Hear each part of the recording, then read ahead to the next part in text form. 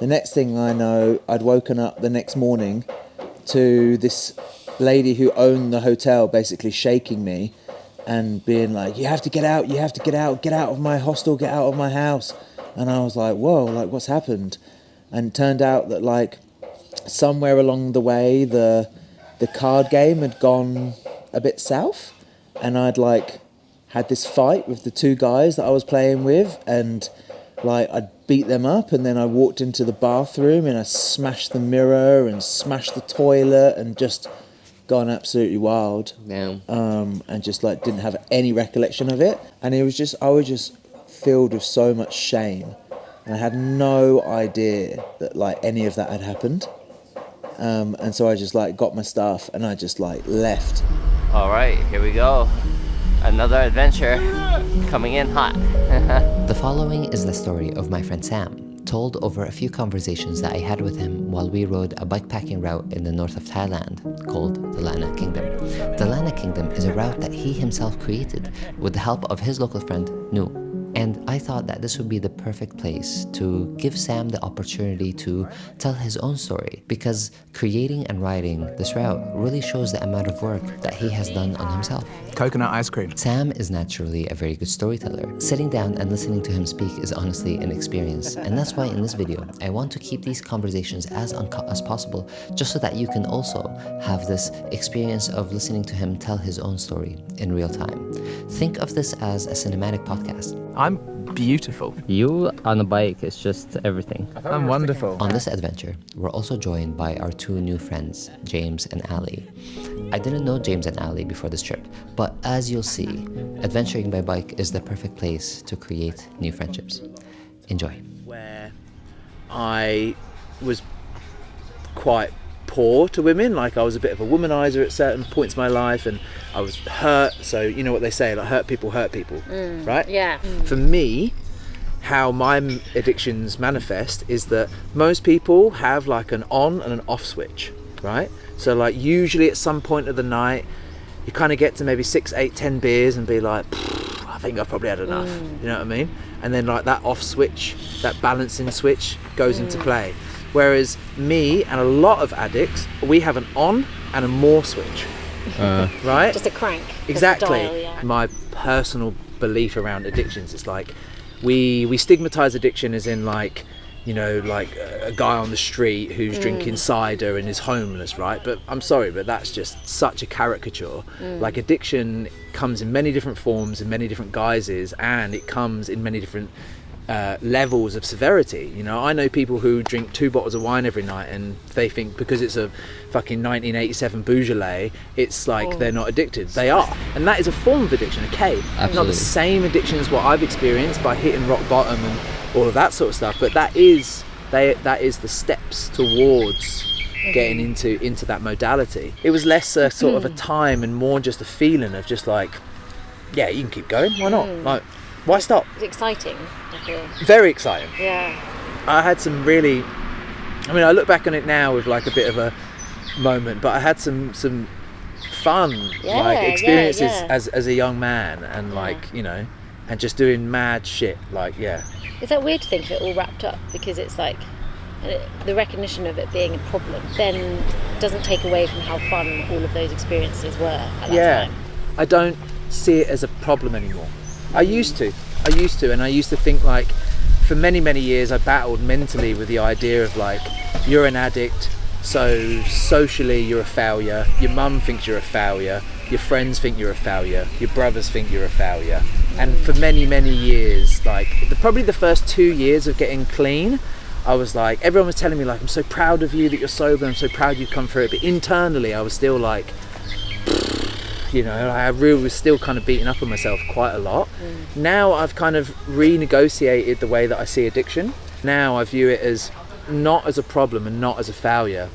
I actually think that having an addictive mindset, that kind of on and more switch, it's about having the cognition to understand where the limits are and where the boundaries are, because I think part of what makes me successful and part of what makes me able to do the things I've been able to do in my life is my addiction and is my addictive personality, because it's about understanding like, okay, am I going to use my addictive personality for wholesome things, or am I going to use them for unwholesome things? You're Right? basically like a Marvel super Something hero like that. villain. Like, am I Which way am I going to going to go? Yeah, am I going to like drink and snort loads of cocaine and have speed and stuff like that, right? Or am I going to use like this brain of mine that just seems to be able to go deep into things to like help people and nurture communities and, you know, do things that like set me on fire in a different way?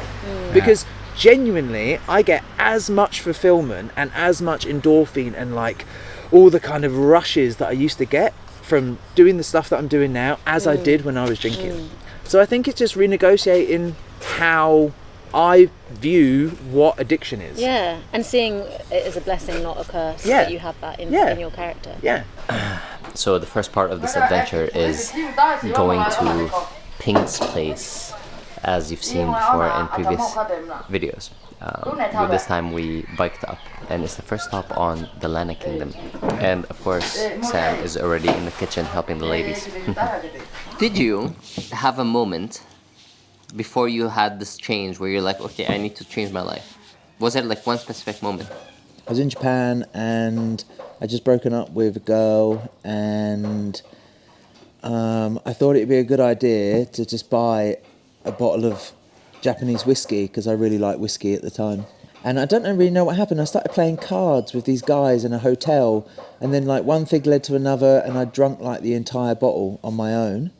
And then the next thing I know, I'd woken up the next morning to this lady who owned the hotel basically shaking me and being like, you have to get out, get out of my hostel, get out of my house. And I left Tokyo, got on a train, and I didn't know where I was going, didn't know what I was doing. I just got on the train and I just left anywhere.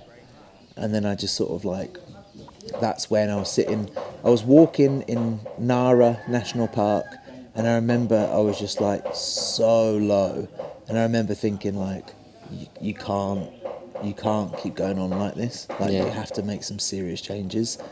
And that's when I decided that was like the point where I was like, I need to get some help. And then I started, basically researching like AA, and I started researching ways that like other people have got through alcohol addiction.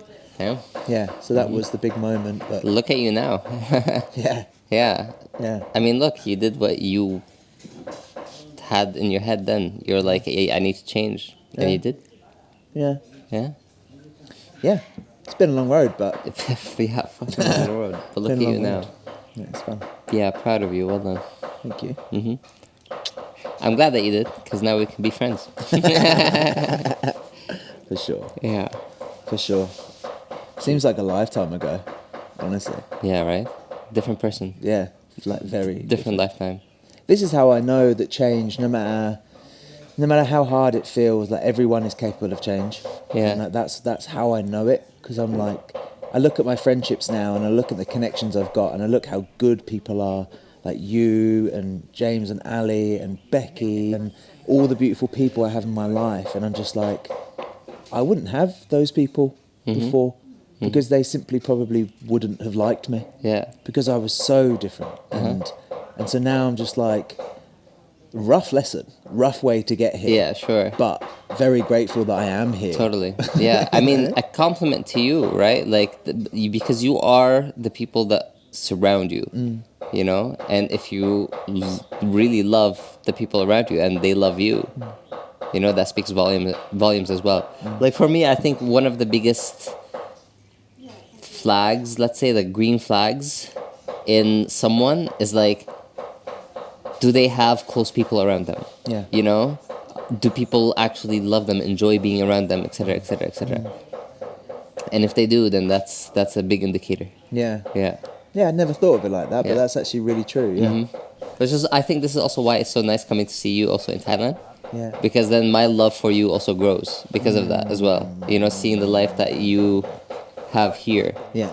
And the people that you have around you and how you've been able to build community. Yeah. Because that's, one of the things that I value most. Yeah. And you did it here. Yeah. So good job. God, we're lucky to be alive. Yep. So lucky. Like, if that sperm and egg just did not meet. You would have been not you. Don't know. And if someone's too comfortable, it's also a bit like, Yeah, that's a red flag. yeah. Yeah. Yeah, where are you challenging yourself? How are you learning? Get comfortable being uncomfortable. Exactly. Nuke your life. Blow it up. Blow up your life. It's the best thing you'll ever do. I agree. And maybe even do it multiple times throughout your life. Yeah. You know, continually seek ways to nuke your life. Totally, of course. 100%. Yeah. Because if you're not changing, what are you doing? Exactly. Yeah. Cool, thanks for answering. We'll get more later. I've been wanting to tell you a story. I mean, ever since I've like met you and started like get to know you, it's always been something that I've been wanting to do. You can always say no, but No, I'd love you to. yeah. And also, if I make the video and you're like, actually, I'm good, that doesn't have to go anywhere. No. Right? But you have. I trust you. I Of trust course. you implicitly. So Yeah. you but- have full permission to do what you want. Yeah, but you also have veto. And just because I make the video doesn't mean it needs to be published, is what I'm saying. Yeah. Yeah, just be you. Don't hold back. If I ask a question, just give it to me. Yeah. Yeah. Always. Cool. Catapult is English and slingshot is American. Oh. I don't know why, but they're known all over Thailand for their lao cow. Wow, really? Yum. Lao cow. So it's like light rice liquor, basically. It's basically Thai sake. Female-owned bike cohort where like this one chick just like.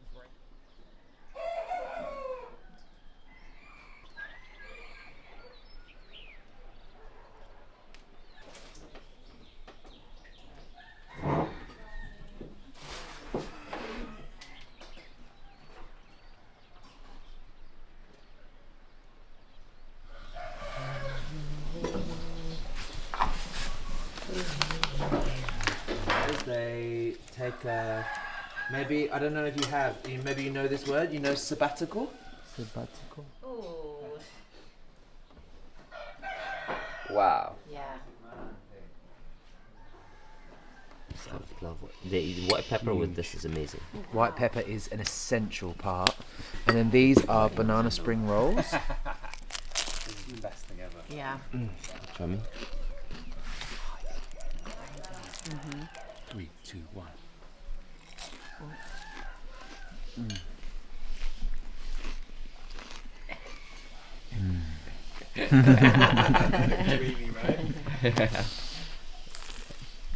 Look of pure happiness.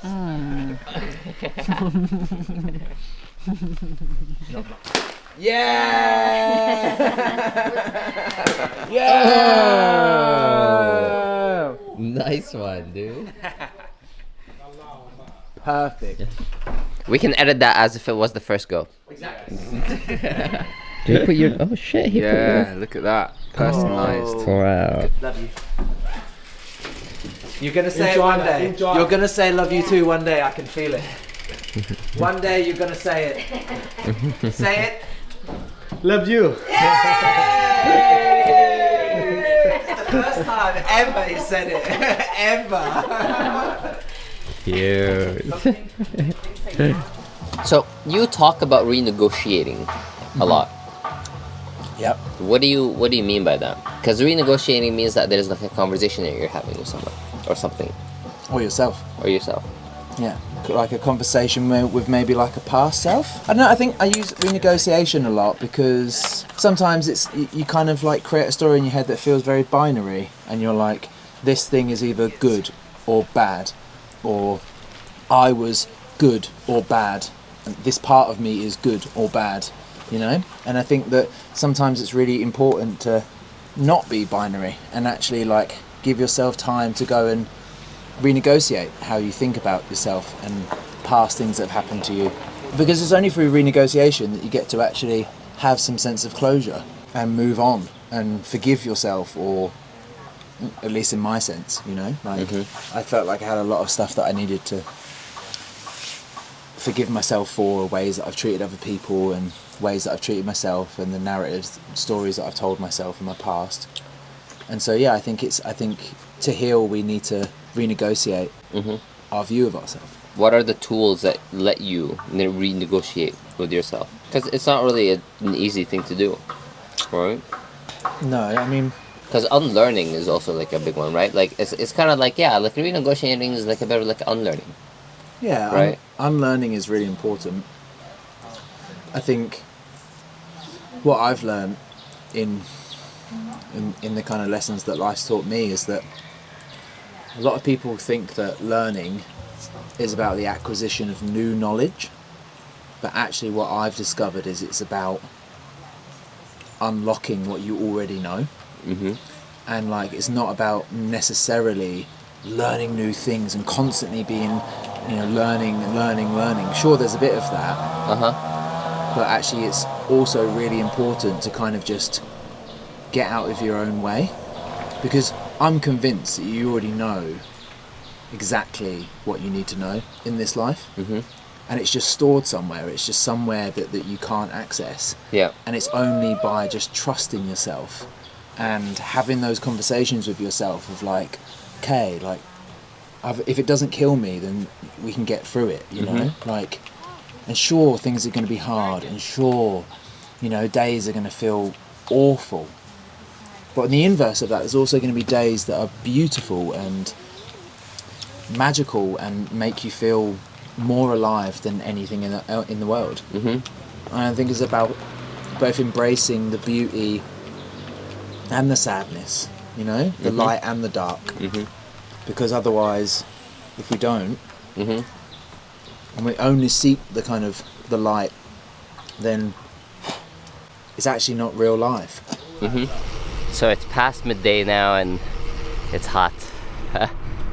We have still about half of the day left. We did 700 meters. Sawadee ka! We did 700 meters of climbing and we still have 700 left to go. Honestly, this trip is just being guided by Sam, and any trip that I do with him, it's just always Sam just being a daddy. That's the best way that I can say it, honestly.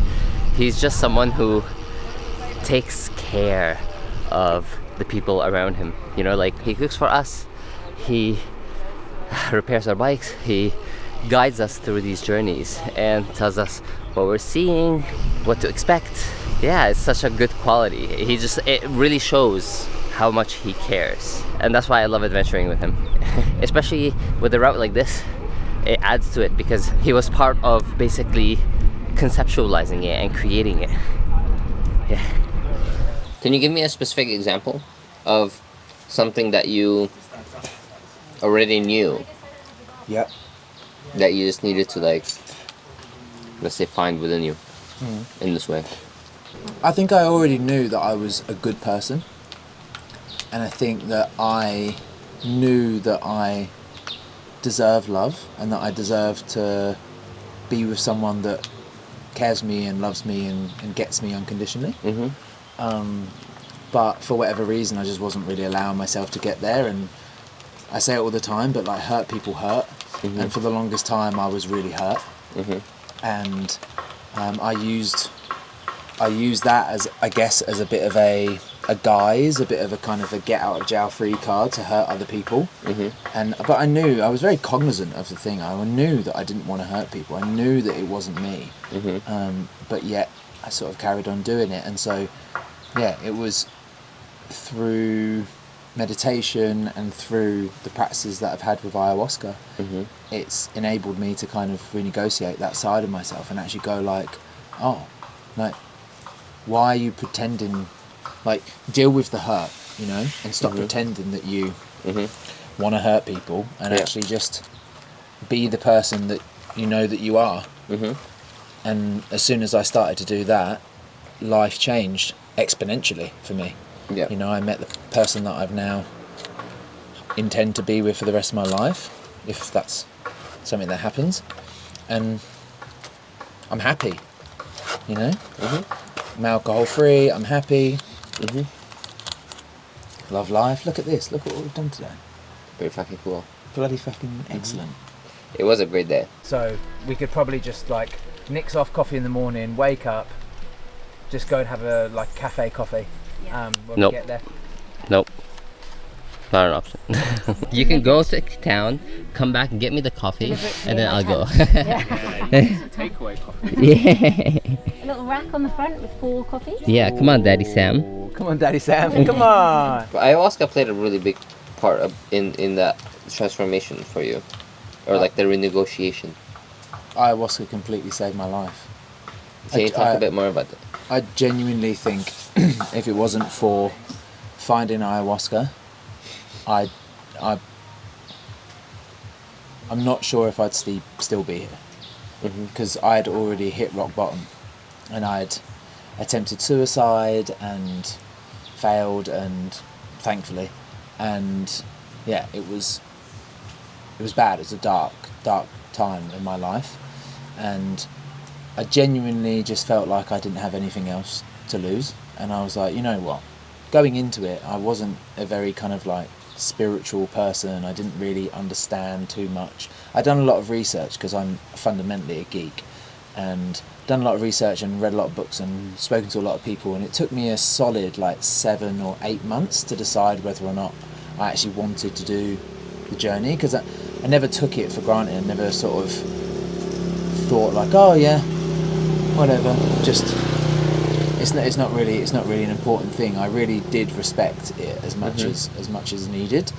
And then when I finally decided, it was like a huge part of changing me. And I did 2 ceremonies somewhat back to back, one like a month apart.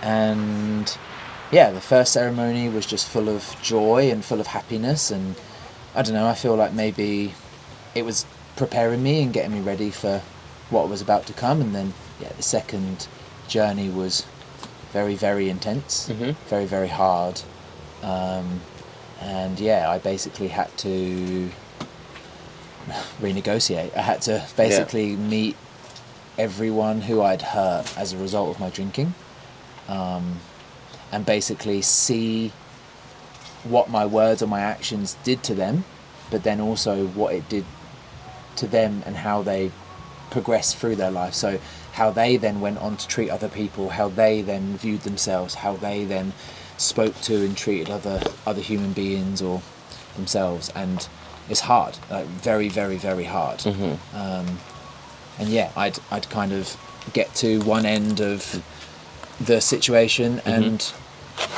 yeah, basically should erase my memory and then make me do it again. And yeah, it was very difficult. Yeah. I mean, there's a spirit inside ayahuasca that is kind of universally recognised with people who have done it, and she's definitely female because she's wonderful and beautiful and brilliant, but also she can be very harsh, and a great teacher. So yeah, she basically made me figure out, like, and really learn the hard way of all the people that I'd hurt. And so I'd get to the end, the last person who I remember hurting, and then she would like erase my memory, and then I'd be back at the start. And then about halfway through the whole experience, I'd sort of remember again, and then be like, oh God, I swear I've already done, like the worst deja vu you could ever imagine. And then I'd get to the end, and then bang, it would happen again. And I I think we did it maybe like six or 8 times, and at the end it was just absolutely heart-wrenching, because you know, there's one thing to harbour ill feelings about yourself, but to like see vividly how you've hurt people, and how you've then made them hurt other people in kind of in return of what you've done. It's like, honestly, it's I wouldn't wish it on anyone. It's horrible. And then I finally got to the end, 6th or 7th round of this trauma busting thing, and yeah, I was like crying my eyes out, and like I was being sick, which is a part of ayahuasca. And yeah, I kind of just got to a point where I spoke to the shaman. He came over and asked if I was okay, and I was just like, like, I can't be here anymore. Like, I'm ready to die. I'm ready to get out of this. I just don't want to be here anymore. I don't want to be in this life. Just gone. I don't want it anymore. And then he looked at me like square in the eyes, and he was like, good, you're ready. Touched my forehead, and I just like collapsed down on the ground. And then I woke up 6 hours later, and I've never touched alcohol ever again. Not once. So powerful. That is powerful. And I've done mad things, you know. Yeah. I've done things to try and like fuck with myself, because at first, you know, when I first got sober and all that sort of stuff, I didn't necessarily believe it would hold. I thought like, oh yeah, it's maybe like, you know, some sort of a little bit like hypnosis or something like that, and you know, within a few months I'll be drinking again and all this sort of stuff. And so like I went to like my favourite bar, and I spoke to my favourite bartender, and I ordered my favourite cocktail just the way I like it and just the way he knew how to make it. And I remember very vividly, it was like a bar like this sitting, but like the countertop was quite high, and you sit and the drink gets presented on a beautiful little like black napkin. It's gorgeous looking, amazing. And I remember I used to get so excited about it. I used to like look at it and just like, wow, savour it, love it, amazing. And then this time he put it on the side, and I just looked at it and I just felt nothing. Like nothing. No compulsion whatsoever to touch it, to smell it, to go near it. What was the thought behind going to the bar in the first place? Was it to test if this is a forever thing? Yeah.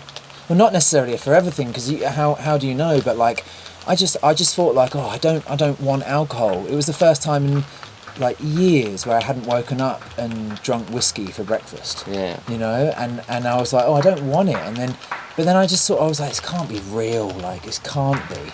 And yeah, and so then I just wanted to test myself. I just wanted to see like, am I healed? Is this really real? Yeah. And it was. And I think also I had an amazing support network. I'd recently met Beck, and she was, you know, very, very keen and a key part of kind of the healing journey. Yeah. And I had a beautiful group of friends and community around me, and I had this world tour and a bicycle plan. So I think it was a mixture of, the ayahuasca was an amazing catalyst for me to not do it, but also I think genuinely I was done. Like, I was ready to make a change. I was ready to not be reliant on substances anymore. Right. You know, because I think alcohol was the bad one, but like I also did a hell of a lot of drugs. Yeah. And you know, and I think that's part of the addictive mindset. It's like,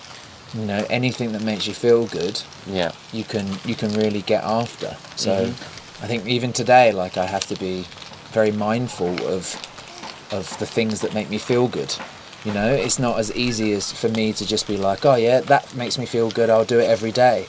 You know, I also have to renegotiate and constantly be in conversation with myself of like, is this cool? Is this balanced? Like, is this... And that's not just like substance. This is not substances. No, this could be like my love for bikes. Yeah, I'm getting obsessed with like video creation, for example. Yeah, that kind of stuff. Riding bike, yeah, like anything. You know, I think genuinely I can get quite addicted to anything that if it captures me, then I can really sort of go quite deep on it. So I just need to make sure that I'm could be a superpower. Yeah, and I think this is something that I've then gone on to learn. It's like, again, a renegotiation. If wielded the right way, and if understood, then I think honestly it's a real superpower. And it's about just knowing it and using it to do good, you know, and stuff that serves you, not stuff that hurts you. Yeah, I think the way that you also speak about it, like you're at peace with it, you know. Yeah. Sharing this stuff is ultimately the way to help people, right? Yeah. Because, like, you know, I can keep this to myself and I can not share it and I can not tell people about it and stuff, but that doesn't help anyone. And, like, you know, I think about, like, me and a younger past self. If I had seen someone who had gone through something similar like me, then I think, you know, that might have catalysed an earlier change in me. I don't know. Yeah. But my hope is that, like, if my story can appeal to and help just one person, then that's enough. Yeah. And we only grow through conversation and people being vulnerable. And I think that, like, Absolutely. yeah, and there's such a stigma around guys, especially Yeah. guys, especially with guys that suffer with addiction problems, to Mhm. just like open up and Yep. actually Mhm. and actually talk about it. But Yeah. we don't grow if we don't talk. So Absolutely. Yeah, you need to have the courage to be vulnerable. Just having a conversation doesn't mean that you're vulnerable. You need to actually, open up. yeah, Because if you're not vulnerable, you cannot ask for help, yeah, yeah, and that's a huge one, right? totally. Yeah. I also think there's such value in like hitting your rock bottom, and I use the word your rock bottom in there carefully, because like everyone's rock bottom is different. Yeah. And like there's no one person. Like my rock bottom, you know, was awful, but there's actually, I think there's actually genuine beauty in getting there, because once you're there and you really, like, you know, that story where I was saying, like, I genuinely wanted to leave this world, and would have been quite happy, you know, Yeah. to do that. When you know that feeling, then actually it's a source of immense power, because everything else just feels like, sweet, I can do it. Like I can do it as long as I'm not genuinely going to put my life at risk. Then I back myself to the hill. I genuinely think I can do anything. Which And is a great quality. and I think Yeah. that's a really beautiful thing. I love that. Lamp, like a lamp, but all out of wood, and so it'd be something that's perfectly like cylindrical, and they put it on.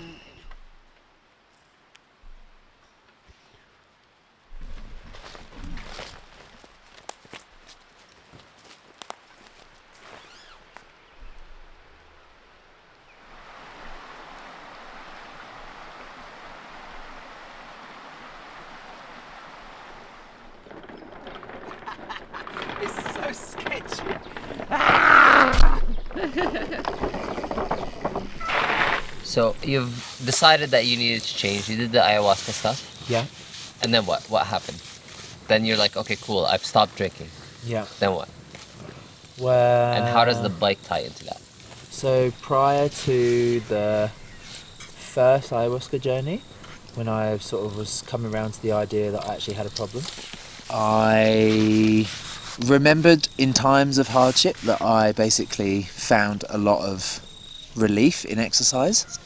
And so I was out of shape, I was drinking heaps, I was smoking heaps, I was doing loads of drugs. It was a bad time. And so I thought, right, I'm just going to start running, because that's chill. I can just buy a pair of cheap trainers and just sort of, you know, start with that. And where I lived in Melbourne at the time, there was this really famous road called Beach Road, because it went along the beach, and it had like a short running track that just kept on going. And then I started running, and then built up some fitness, and I was feeling really good. And then every morning I'd run the same circuit, and I'd end at the same cafe before work. And there was always this group of bike riders, like roadies, that would sit and have coffee as like a couple of mates. I didn't much like think too much about it, but one day they just invited me for coffee, and we started chatting about bikes, and I had no idea. I'd never ridden a bike ever. I think I was Funny to think of the day Yeah. where you don't know bikes. I'd never ridden bikes, never really been into bikes. Let me smell. Go on. Yeah, it's not bad. Not bad, huh? Yeah. Smell me. Oh, really? Oh, nothing. Uh-huh. What's that all about, you weirdo? Why don't you smell? I just don't smell. You don't feel anything and you don't smell? It's gone, man. Jesus.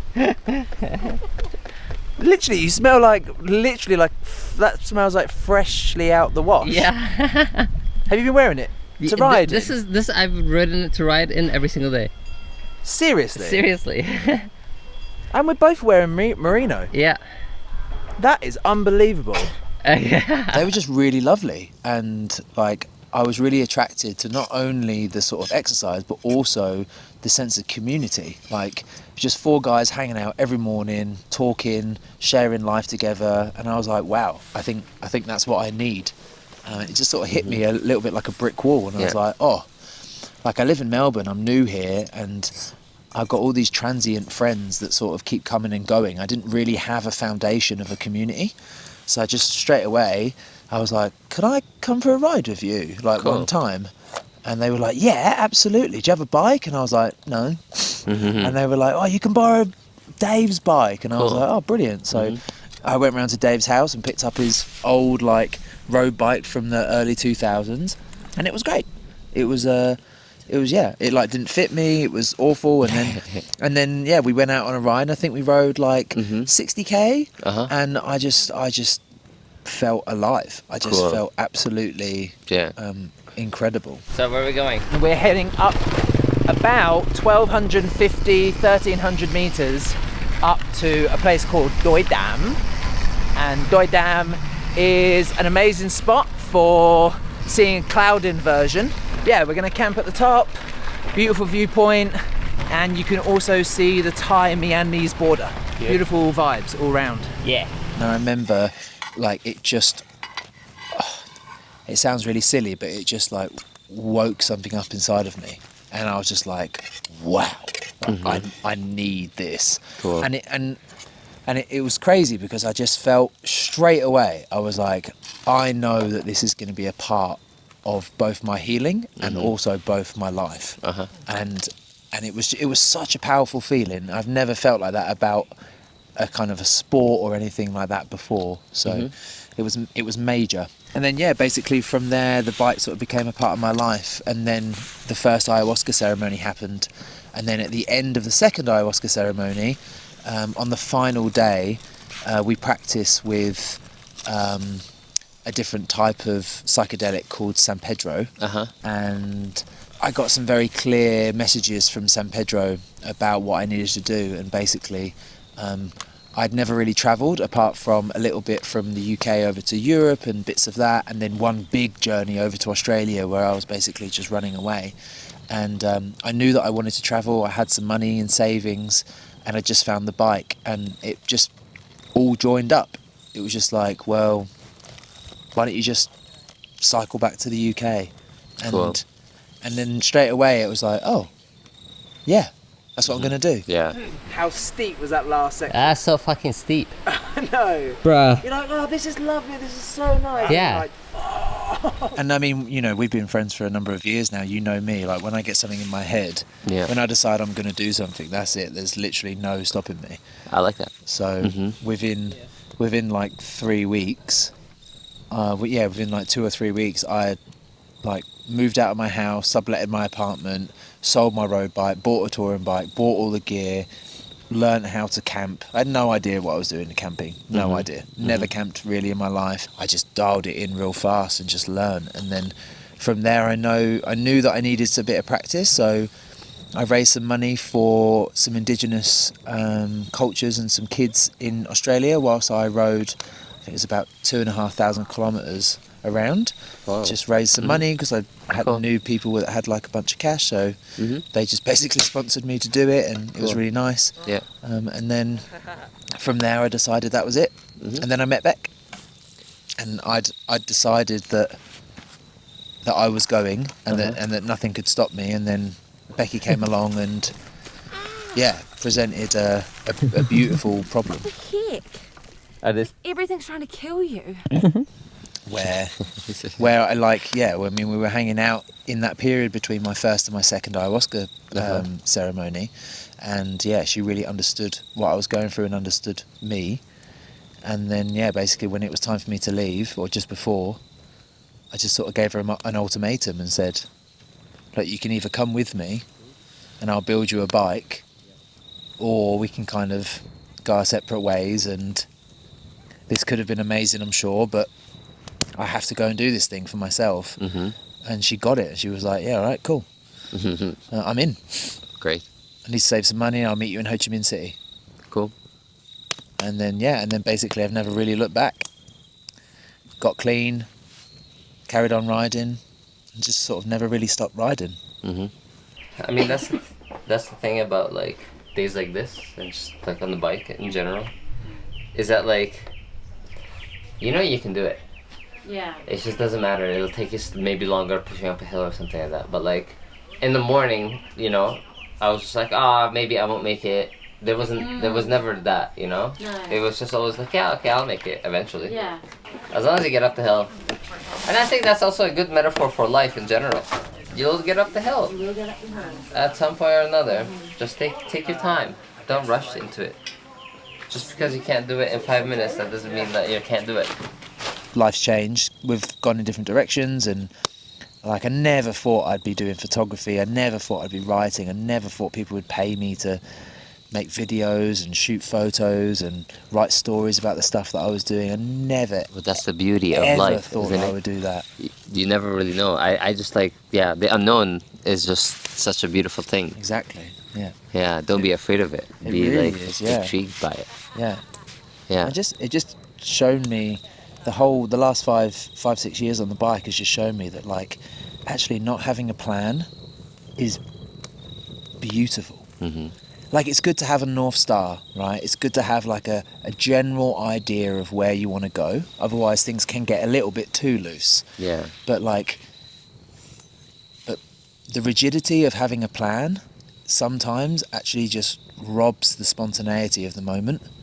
And I think that the best things that have ever happened to me in my life, like Life Point 2.0, the second Sam, has all come where I've just been like, okay, well, I'm going to ride to the UK. Don't really know where, don't really know what countries, don't really know how long I'm going to be in any of those countries. And so the whole world just opens up, you know? Yeah, of course. Mm-hmm. And the beauty of exploring the world by bike is that, like, on first count, it feels like a lot of work. You know, you have to have all your belongings, you have to know where it all is, and you're camping and climbing mountains and all that sort of stuff. And yeah, sure, like that at first is hard, but you do get used to it. Mm-hmm. And the beauty of traveling by bike is actually you don't have to do anything. Like, you just sit there and the world just comes to you. Mm-hmm. It just envelops you, and you ride past like the greatest sights and smells and people, and it's just the most beautiful way to experience the world, in my opinion. Mm-hmm. Was it at all a distraction, or was it more of like a proper healing kind of thing? The bike. Yeah, like you going on this tour. Like, were you distracting yourself at all? Or were you like, actually, I just need to change my life and do something completely different? No, I was already healed. It wasn't a distraction. Mm-hmm. I knew straight away, like, as soon as I woke up the next day after my second ayahuasca experience, Mm-hmm. I knew straight away that I was healed. I knew immediately that I wouldn't drink again.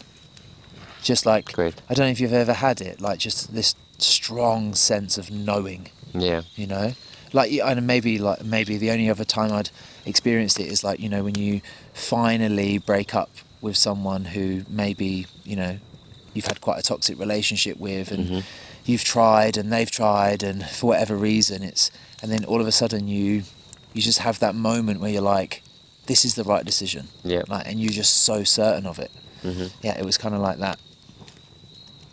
I just felt very sure that I wouldn't drink, Great. and I haven't. And you haven't.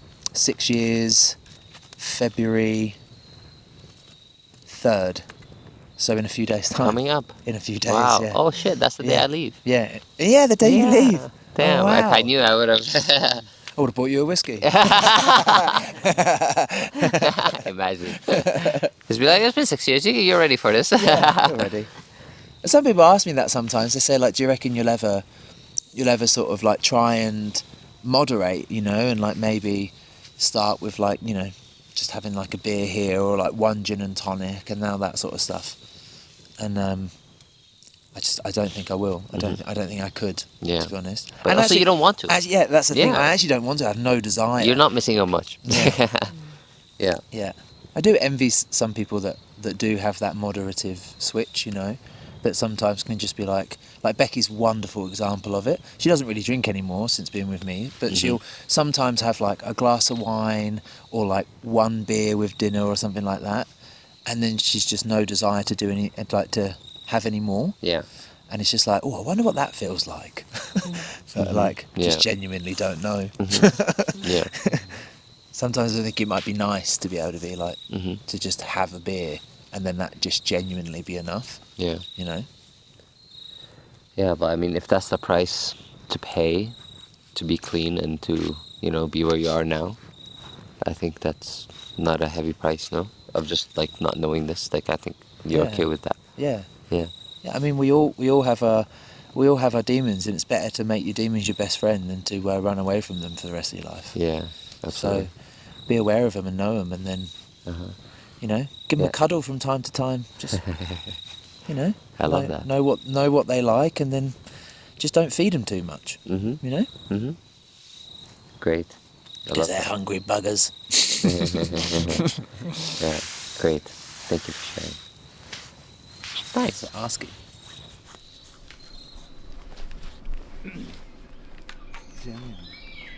Get them.